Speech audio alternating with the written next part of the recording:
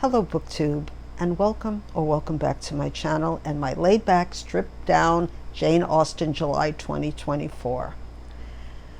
Before I go into the recommendations and the prompts, I wanted to tell you that this video will be talking a little bit about mental health, so I'm giving a content warning now. If you're sensitive to that issue, please take note of it. I like to keep it real on my channel.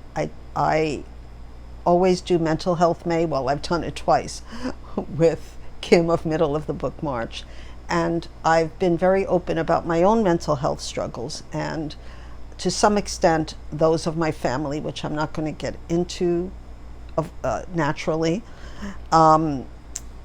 right now. But I just wanted to let you know that that's part of the reason why my Jane Austen July is going to be different from the other 3 times that I've participated in this wonderful event. But there's also another reason that I'm going to make this Jane Austen July a little different. And we've had many losses on booktube in the past year, and lately we've lost a wonderful booktuber, Alice, from Alice and the Giant Bookshelf. We've also lost Scott from the Bookish Bryants, and these 2 booktubers were very special to me for many reasons. Alice was a wonderful person, as was Scott. I was a little more tuned into her channel because she read a lot of the same kind of books, mostly mysteries, that I read, and we had a similar friend base. So I watched every video, and she's gone much too soon, and I just wanted to give my condolences to her friends and family for their great loss, and also may her memory be a blessing, as we say. Now back to Jane Austen and why I'm making it a stripped down Jane Austen July beside the losses. I went to Canada and had a wonderful time. I saw Lindy and I went with my daughter and we had a wonderful time together. But when I came back, I started having mental health issues, and my nightmares came back, as well as just lately some panic attacks that I had to talk to my therapist about and what was causing them. And of course, when I first started this channel, it's going to be 4 years next month, I was full of vim and vigor, just out of my childhood 60s. And I wanted to take part in every event. And my first Jane Austen July, I went all out because it's a wonderful event. And I love Jane Austen. Now let me tell you a little secret. And it's not going to be a secret anymore, but I have a personal relationship with Jane Austen that's related to mental health. I was going through a big depression, a divorce in my 30s, and I think I've talked about this before. And I read in an article, because I read a lot of magazines at that time, and I read in an article that Jane Austen was good for depression or anything else that ailed you. And believe it or not, I had never heard of her before. Not even Pride and Prejudice, though probably I heard the name, but we never studied her in school when I went to school anyway. And I just went out and started reading her books from the library. And I have to tell you that Jane Austen made a big difference in my depression at that time. I started feeling better. And I think that's what's so wonderful about Jane Austen. You get so immersed in the story that it takes away, it's escapism, but it's also so much more than that, the wonderful writing of Jane Austen. And I remember that I visited, when I was in England, I visited the Jane Austen house, and I don't remember, I don't think it was in London, but we had went north all the way to Scotland when in the 80s, and I on the way somewhere we stopped at the Jane Austen house, and I remember being so excited because I think around that time I had just finished all of her novels. So, back to Jane Austen July 2024. This is an event, and I can't remember if it was 7 years or how long it's been going on, but this year, I can tell you, as in former years, we have some co-hosts. And the co-hosts are Melissa, I hope it's Melissa or Marissa, I think, from Blatantly Bookish, Claudia, a good friend from Spinster's Library, and Katie from Books and Things. And they have put together this wonderful event, Jane Austen July. And like I said, there are prompts and challenges, they call them, and I'm going to read them. I'm not going to take part in all of them, but I do have some recommendations, some of which are recommendations that I haven't read. So I don't know if it can be called recommendations, but I have books to show you, as well as the novel I'm going to read. Now, the read-along book this year is Sense and Sensibility. And I'll have it here because it's the only novel that I don't own. And my good friend Nathan, a subscriber, sent it to me, and I started it yesterday. And I have to say, I was just as immersed and happy as I was the first time I read it. Did I just say that it's the first book of Jane Austen's novels that I haven't reread for a long time? So just getting back into the Dashwood family, I've only read a few pages, is just a wonderful treat. So, like I said, there's prompts, and I am going to go through the prompts and tell you my feelings about the prompts. Well, the big part that I wanted to tell you is that Jane Austen, to me, I'm not going to take part in the read-along because even though they're not doing it too fast, but I feel like I want to make this something personal for me, that this Sense and Sensibility is I'm doing a buddy read now. I love buddy reads. I like read-alongs, not as much because it's not as personal, but I've done read-alongs before. But in this case, reading right now with the challenges that I'm going through, I want to make Sense and Sensibility a personal, delightful experience, if that makes any sense.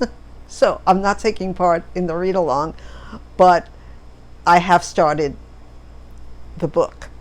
So that was read one of Jane Austen's 6 novels, her main 6 novels, because she wrote many, many other novels. And I have other novels of Jane Austen. I have, thanks to another subscriber, I have Pride and Prejudice. I have Persuasion, which is my favorite Jane Austen novel. I have Northanger Abbey, which unfortunately is my least favorite Jane Austen novel, but still good. I have Emma, which is another book that needs to be reread again, along with Sense and Sensibility. And I have Mansfield Park somewhere in my bookcase. But I didn't want to go look for it. But anyway, I am going to keep these novels. I also have a few in different, this is the Oxford edition that was gifted to me by my subscriber. But I also have a few in other editions. Now, when I, the first year, which is really the second so I had 3 Jane Austen Julys already, not because I started my booktube channel in August. So August, next month, is going to be not only my birthday month, but my booktube anniversary month. I'll have 4 years of booktube, which I can't believe. I can't believe it. It seemed to go by really fast, too fast maybe. So number 2 is read something by Jane Austen that is not one of her main 6 novels. And I bought this the first year that I participated in Jane Austen July. And this is Lady Susan, The Wattses, Sandition, and The Complete Juvenilia by Jane Austen. And I read Lady Susan. I didn't read all of it, and it's not a big, I don't know, I just got a little irritated with the main character. And I think I watched a movie based on this, but I did not read this. I read some of the Juvenilia. I wasn't that into it. I didn't read the Watsons, but I might dip into this. Who knows? Number 3, read a nonfiction work about Jane Austen or her time. I'm not doing that this year. I have done that in the past, but if you have any suggestions, let me know. I might not read it, but I'd like to know which one is your favorite. 4, read a retelling of Jane Austen book or a work of historical fiction set in Jane Austen's time. I don't have a book for that either. And I'll tell you why I'm not going to be participating in all of the prompts, because there's other books that I want to read in July and things I want to do in July, which I will tell you in a minute. Read a book by a contemporary of Jane Austen, published in the Victorian age between 1775 and 1817. I just want to give a recommendation. I loved Wilkie Collins' The Woman in White, and I was going to read The Moonstone last year, but I never got around to it. And these are popular in its time books, and there's a reason for it. They're so exciting. There are mysteries, which is my favorite genre, and also the way this book was written in different points of view of the characters was very unputdownable to me. So I would suggest, this is my recommendation, Wilkie Collins' The Woman in White. Wonderful, loved it. Actually, I have a nonfiction work. So going back to number 3, but I haven't read it. But still, I'm going to show it to you, a nonfiction work about Jane Austen and her time. And this is, well, her time. It's called The Jewish Odyssey of George Eliot. And it's by Gertrude Himmelfarb. And I'm always interested in Jewish history. And yeah, I want to read this. I'm not saying I'm going to read it this July, but I might read it during the year, for sure. Because when I took it out, I said, well, maybe I should finish reading Middlemarch, which I'm about halfway through. And yeah, I love Middlemarch. And I don't know why I haven't finished it. I think it's my fear of big books. But what I've read, I loved. And sooner or later, I'm going to finish Middlemarch. And I love this edition, too, by George Eliot, of course. Okay, now number 6 is watch a direct screen adaptation of a Jane Austen book. I'm not doing that, and I'll tell you why. July is the Olympics. And if anybody knows me, I've done videos about the Olympics. I even bought this network called Peacock so I can watch. They're having different sports this year, and one of them is breakdancing. If anybody knows me, I used to be a dancer. I love dancing. I can hardly dance anymore because I was dancing so much. That's another story. But I love the Olympics. I love running. I used to run short distances, like 100-mile dash, and dancing. And I love every sport, even sports I don't watch in IRL, like boxing. For some reason, when it's the Olympics, I watch it.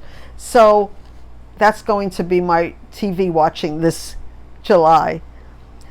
And number 7 is watch a modern screen adaptation or retelling of Jane Austen books. And that's the same thing. My screen watching is going to be all Olympics all the time. I watch the trials, the Olympic trials, and of course, should I mention gymnastics, which is one of my favorite sports to watch. It's amazing the things that they can do, and we have a wonderful team for male and female this year. I love everything about the Olympics. Okay, so it makes me happy. There's another book that I forgot to show you, and I don't know what category this would come into. It's not a retelling. It's not one of her main novels.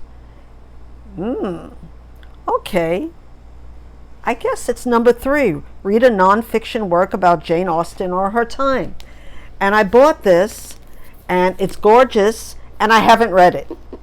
Celebrating Pride and Prejudice, 200 Years of Jane Austen's Masterpiece.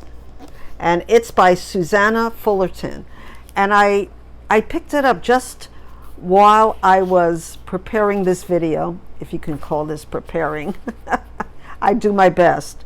And it has some beautiful photos. And if I read anything, I think I'm going to read this book, at least part of it.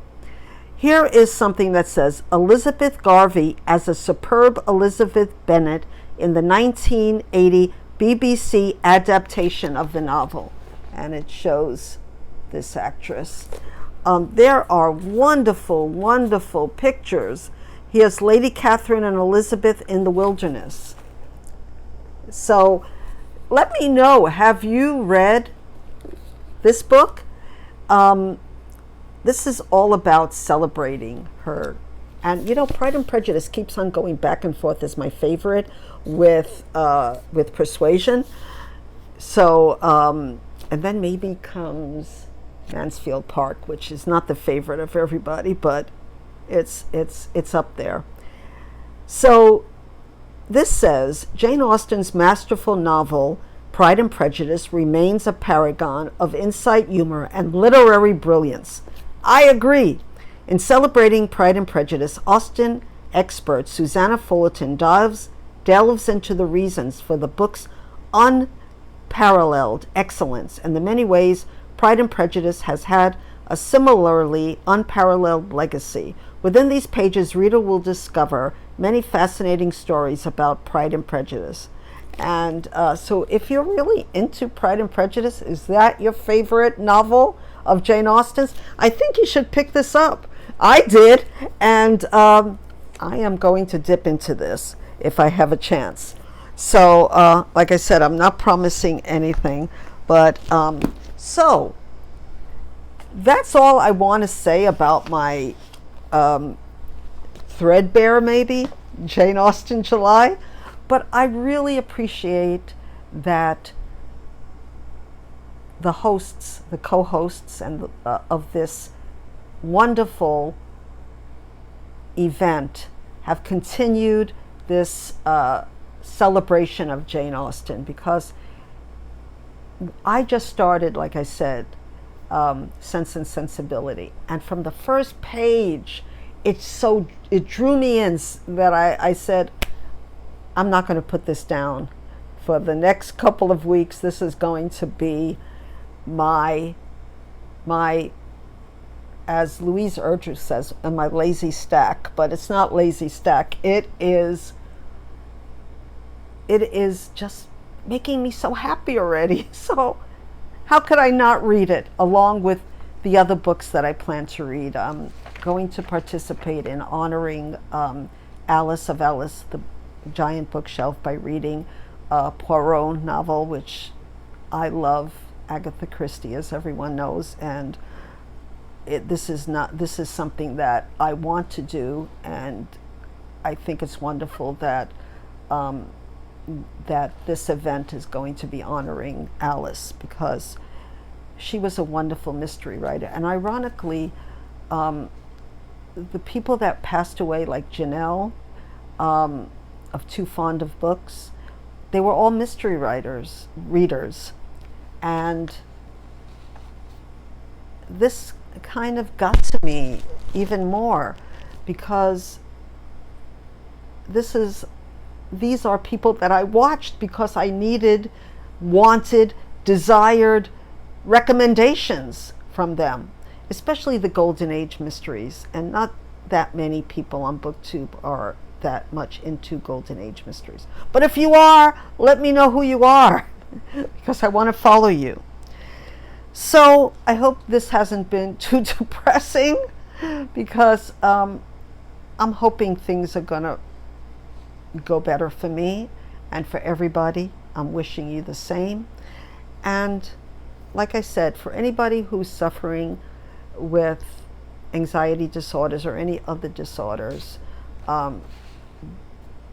in my family, we have OCD, we have severe depression, and for me it's anxiety and panic attacks, and believe me, they're not fun. They are not fun. And today was the first day, really, that I could even think of sitting down and making a video, because, you know, nightmares aren't fun either. You don't sleep well. You wake up with your heart pounding. So I do feel better today. And I'm so happy to be on BookTube, and the wonderful friends that I've made here in the last 4 years that I would have never made. I think I mentioned that I'm sort of isolated, right? You know, I do travel since my son works for an airline, but when I'm not traveling and meeting people, I live sort of a isolated life, and BookTube has allowed me to break out of that and to become more social. And it's a really wonderful, wonderful outlet for me. And I don't, you know, as long as I can keep on making videos, I will. And I plan next month, my 4th anniversary on BookTube, to have some special celebrations. So thank you all for watching. I hope you're having a wonderful day and reading wonderful things. And I will be back very soon with another video. Until then, I wish you all love and always aloha.